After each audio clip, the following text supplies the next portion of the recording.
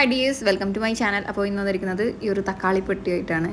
Normally എല്ലാവർക്കും easily available ആയിട്ടുള്ള rate ആയിരിക്കും അല്ലേ. അപ്പോൾ കഴിഞ്ഞ ദിവസം നടക്കാൻ വേണ്ടി പോയപ്പോൾ ഒരു കുഞ്ഞ് തക്കാളിപ്പെട്ടി കെട്ടി കുറേ കാലമായിട്ട് ഞാൻ ആഗ്രഹിച്ച് നടക്കുന്ന ഒരു ഐറ്റമാണ്.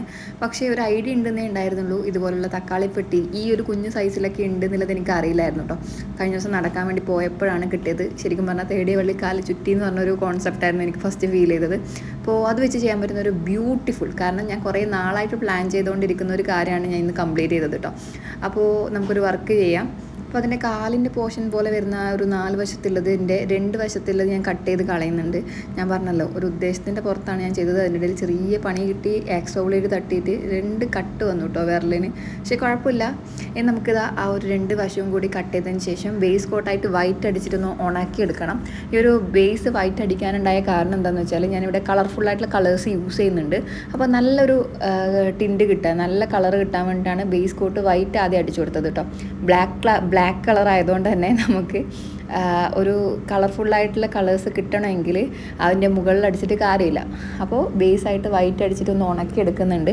നന്നായിട്ട് ഉണങ്ങിയതിന് ശേഷം മാത്രം കളർ ചെയ്ത് കൊടുക്കുക. അങ്ങനെ ചെയ്താൽ മാത്രമേ നമ്മൾ ചെയ്യുന്ന കളേഴ്സ് അത് നല്ല രീതിയിൽ കിട്ടുള്ളൂ കേട്ടോ.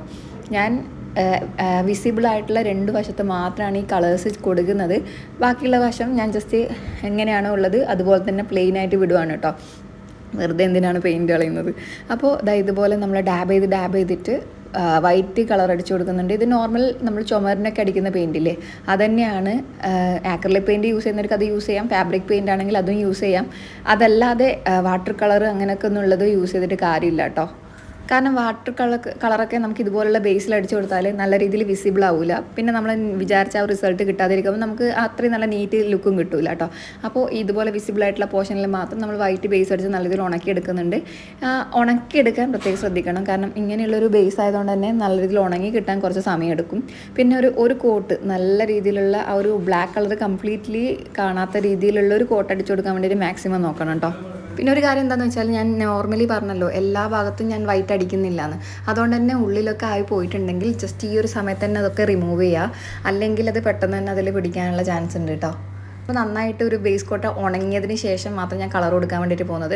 കംപ്ലീറ്റ് കളർഫുള്ളായിട്ടുള്ള കളേഴ്സാണ് ഇപ്പോൾ ഞാൻ ചൂസ് ചെയ്തിട്ടുള്ളത്. ഒരുപാട് പേര് എന്നോട് റിക്വസ്റ്റ് ചെയ്തിട്ടുണ്ടായിരുന്നു നമ്മളെ നോർമൽ കളേഴ്സ് ഉണ്ടല്ലോ, അതായത് പ്ലെയിൻ കളേഴ്സ്, ഡാർക്ക് അല്ലാത്ത അങ്ങനത്തെയും കളേഴ്സൊക്കെ യൂസ് ചെയ്യാൻ വേണ്ടിയിട്ട്. എന്തായാലും ഈ ഒരു വർക്കിന് എൻ്റെ ഒരു ഉദ്ദേശമുണ്ട്. ആ ഒരു ഉദ്ദേശം കംപ്ലീറ്റ് ആവണമെങ്കിൽ ഇതുപോലുള്ള നല്ല കിടിലനായിട്ടുള്ള കളേഴ്സ് യൂസ് ചെയ്തേ പറ്റൂ. അതുകൊണ്ടാണ് കേട്ടോ. ഇനിയുള്ള വർക്കിലൊക്കെ ഞാൻ എന്തായാലും നല്ല ലൈറ്റ് കളേഴ്സ് ചൂസ് ചെയ്യാൻ പ്രത്യേകം ശ്രദ്ധിക്കുന്നതായിരിക്കും. അപ്പോൾ ഇന്നത്തെ ഈ ഒരു വർക്കിനും കൂടി ഈ ഒരു കളർഫുള്ളായിട്ടുള്ള കളേഴ്സൊക്കെ ഒന്ന് ആക്സെപ്റ്റ് ചെയ്യുക കേട്ടോ. കാരണം ഞാൻ പറഞ്ഞല്ലോ, ഒരു ഉദ്ദേശമുണ്ട്, ഉദ്ദേശത്തിൻ്റെ പുറത്താണ് ഞാനിത് ചെയ്യുന്നതെന്ന്. അപ്പോൾ ഇതുപോലെ നല്ല നീറ്റായിട്ട് നമ്മൾ കംപ്ലീറ്റ് റെഡ് കളർ അടിച്ചെടുക്കുന്നുണ്ട്. അപ്പോൾ ഒരു പർട്ടിക്കുലർ ഡിസൈൻ മാത്രം നിർത്തിക്കൊണ്ടാണ് പല പല കളേഴ്സും ഞാൻ ചൂസ് ചെയ്തിട്ടുണ്ടായത് കേട്ടോ. ഒരു ഡാർക്ക് ലൈറ്റിൽ ലൈറ്റിലേക്ക് വരുന്ന രീതിയിൽ ഓറഞ്ച് കളർ യൂസ് ചെയ്യുന്നുണ്ട്. അതുപോലെ തന്നെ യെല്ലോ കളർ യൂസ് ചെയ്യുന്നുണ്ട്. പിന്നെ റെഡാണ് യൂസ് ചെയ്തിട്ടുള്ളത്. അതിൻ്റെയൊക്കെ ഒരു ബ്ലെൻഡഡ് ആയിട്ടുള്ള ഒരു ഫീൽ കിട്ടുന്ന രീതിയിലുള്ളൊരു ലുക്കാണ് കൊടുത്തിട്ടുണ്ടായത്. ഇനിയിപ്പോൾ ഈ കളേഴ്സൊന്നും നിങ്ങൾക്ക് ഇഷ്ടപ്പെട്ടിട്ടില്ലെങ്കിൽ നിങ്ങൾക്ക് നിങ്ങളുടേതായിട്ടുള്ള ഇഷ്ടമുള്ള കളേഴ്സ് കൊടുക്കാം.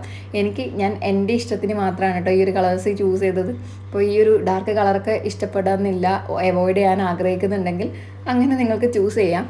അപ്പോൾ ഇതുപോലെ നല്ല നീറ്റായിട്ട് ഫ്ലാറ്റ് ബ്രഷ് യൂസ് ചെയ്തിട്ട് നമ്മൾ പെയിൻറ്റ് ചെയ്തെടുക്കുന്നുണ്ട്.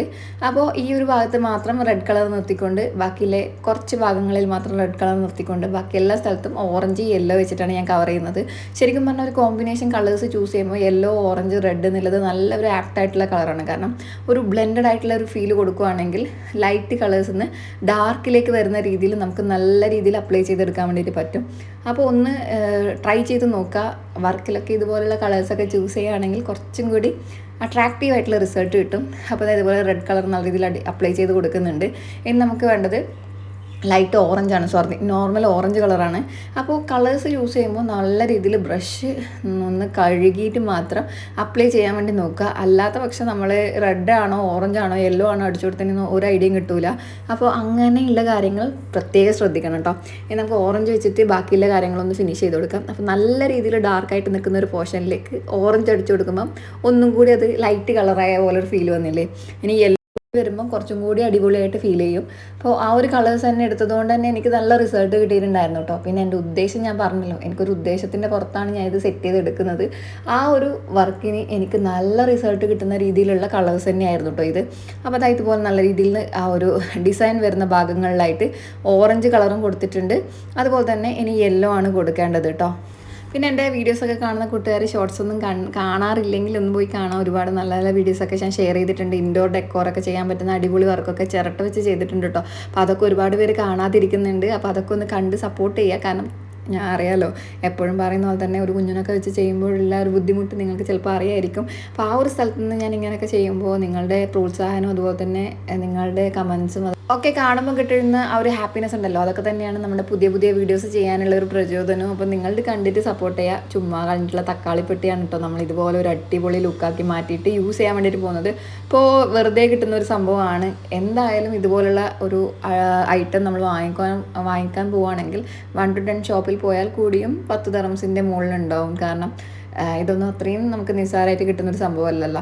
അപ്പോൾ അതായത് ഇതുപോലെ നമ്മൾ പൂജ ഒരു ചെറിയൊരു സ്പോട്ട്, ചെറിയൊരു തട്ട് പോലെ അടിച്ചിട്ടാണ് നമ്മൾ വിളക്കും കാര്യങ്ങളൊക്കെ സെറ്റ് ചെയ്തിട്ടുള്ളത്.